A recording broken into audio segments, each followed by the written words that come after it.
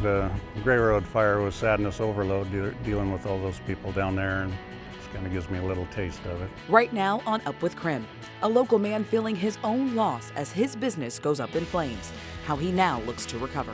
Massive temperature swings for the next few days will result in some of the coldest weather in months by this Saturday. All right, it's happening this week in the Manito plant sale, and we've got live coverage this morning letting you know everything that's coming up.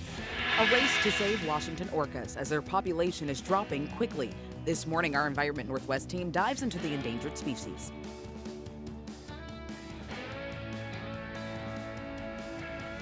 Up with KREM begins now.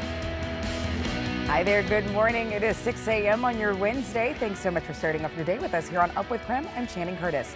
Let's get right to the forecast with meteorologist Thomas Patrick, because Thomas, you have a busy day in the Weather Center. You're telling us about some storms that could impact our morning. Yeah, just keeping an eye on Doppler radar because there's still just a couple streaks of some showers and an occasional lightning strike. So if you see a flash of lightning, it wouldn't be surprised, though it's not like the primary risk of any of these showers that we're seeing at the current moment. So this is the same storm system that was producing the rain on the west side the last couple of days, now just quickly rushing through the inland northwest as of this morning. Here's those leftover showers that are to the east of Colville. It's north of Newport, kind of in and around Bonners Ferry, so a bit of some light shower activity there. Meanwhile, as we pan down towards Spokane and Coeur d'Alene, haven't seen anything recently here, but there is a bit of rain that is passing through Kellogg and Wallace and through the Silver Valley. That might last for about another hour.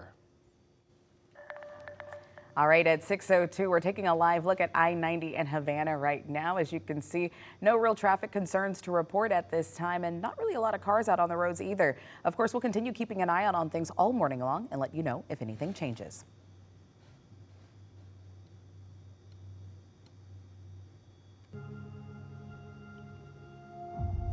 Today at 4:30, an official dedication ceremony will be held at the University of Idaho to unveil the Vandal Healing Garden and Memorial. The garden is located on McLean Field, and the ceremony will be open to the public. The garden was built by students from the College of Art and Architecture and is dedicated to honor the memories of the 4 students killed in November of 2022 inside their off-campus home, as well as all students who died before making it to graduation. We'll bring you more from Moscow on the KREM 2 News at 5.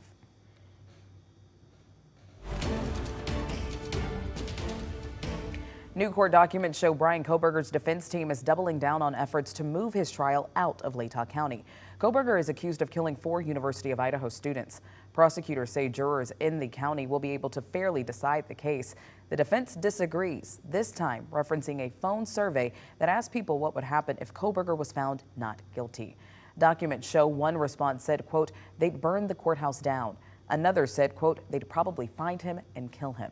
Now, the documents also reference a survey that was done in Ada County, which is a possible trial location, where responses said, quote, I think they would take it well. Now, the documents show Kohberger's defense attorney, Ann Taylor, is blaming media coverage for the, quote, prejudgment for guilt that she says exists in Latah County. A hearing to consider both arguments has been set for August 29th. Earlier this week, a fire destroyed part of a Cheney logging and timber salvage business. That business has been crucial for victims of recent wildfires. KREM 2's Shannon Mowdy spoke with the owner, who's now feeling loss of his own. It's difficult to even fathom. Looking in there, it's how hot all those parts got. Fathom all of the loss. A shop at Tom Turley's logging and timber salvage caught fire. The same business that's been helping pick up after loss from wildfires like Columbia and last summer's Gray Fire.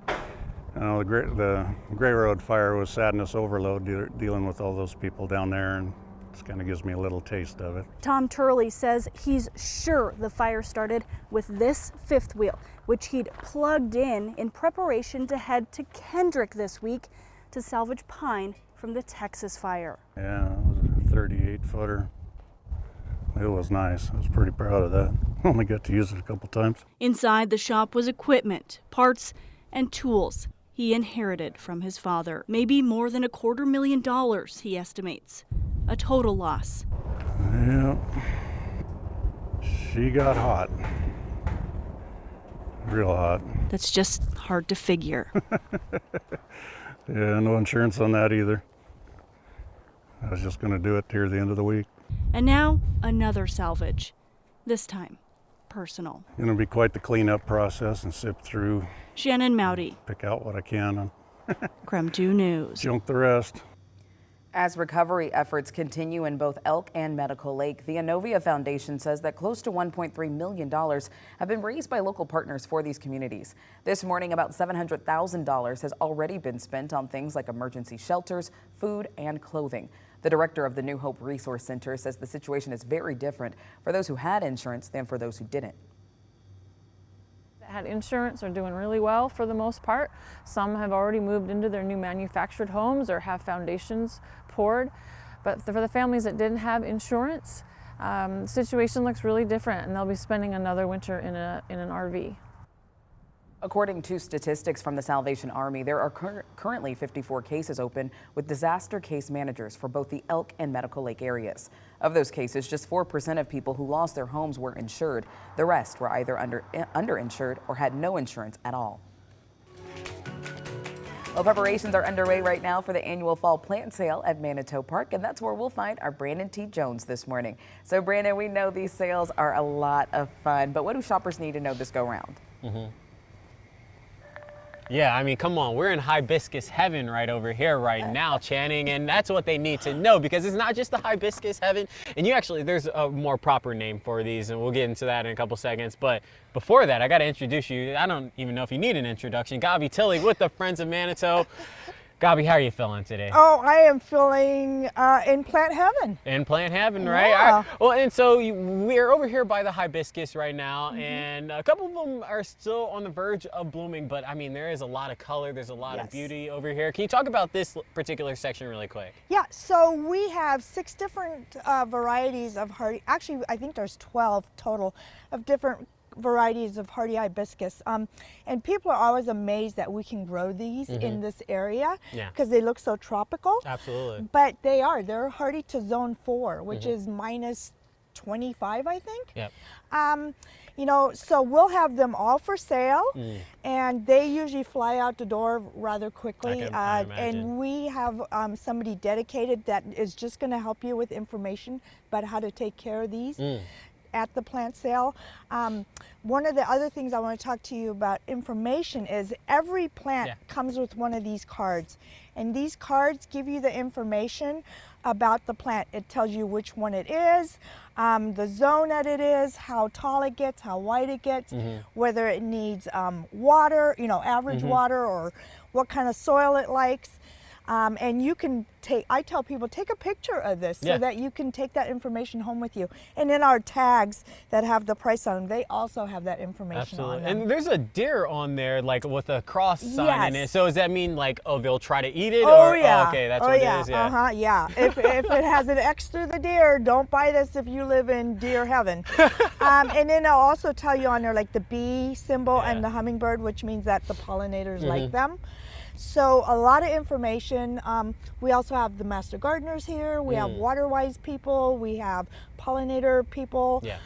So there's a lot of, you can learn a lot while you're here. Our volunteers are pretty knowledgeable.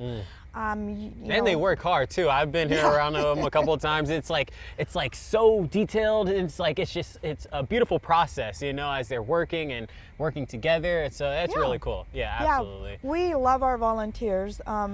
We couldn't do it without them. Yeah. So we always looking for new volunteers. So if people want to learn about plants, because we do talk about plants when we take our breaks, and people can learn about them. Nobody's born with a green thumb, right? Everybody's got a brown or a flesh-colored thumb, and then it turns green slowly. Absolutely. And all right, come out here to the Manito Plant Sale this weekend, 8 a.m. Saturday. And thank you, Gabi. We'll toss it back to you all in the studio. All right, this actually brings us to our wake-up call this morning. As we begin talking about fall, we want to know what fall activity you're looking forward to the most. Is it going to Green Bluff? Maybe carving pumpkins? Yeah, Yay is right. Maybe it's going to Scarywood like one of our viewers, or maybe you like binge watching movies with hot cocoa and cinnamon toast. Whatever it is, let us know by texting us at 509-448-2000 or post to social media and use the hashtag #UpWithKREM. From the amber waves of grain and verdant origins of eastern Washington to the iconic waters of the The Democratic National Convention kicked off with a roll call from each state's delegates, and Eastern Washington not only got a shout out, but so did a local park. So when they called out the Evergreen State, a little piece of home was on display for the entire country. Take a look.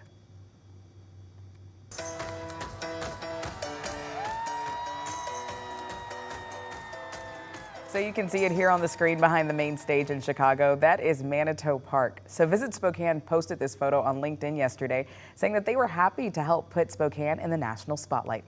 So here's a close-up of the picture. Local photographer Nicholas James took the photo of the Manito Park in full bloom. A stunning picture. Love to see that. Of course, Brandon's out there right now enjoying the almost first taste of fall-like weather here. Well, by this weekend, it will definitely feel very fall-like because our temperatures will take a noticeable tick downwards between now and then. Right now, just kind of a typical late summer morning with our current temperatures in the upper 50s, low 60s. That for lows is pretty much on average for us. And any morning showers are coming to an end here in Spokane. We haven't seen any rain since before 3 a.m. and that is long gone by this stage. And it will be dry for the rest of the day today, high temperature at around 79 degrees. But for the weekend ahead, it's this air mass and storm system that will start to drop down and swing through the northwest. And we'll show you how much colder temperatures are going to be in these next couple days. That's all my full forecast coming up.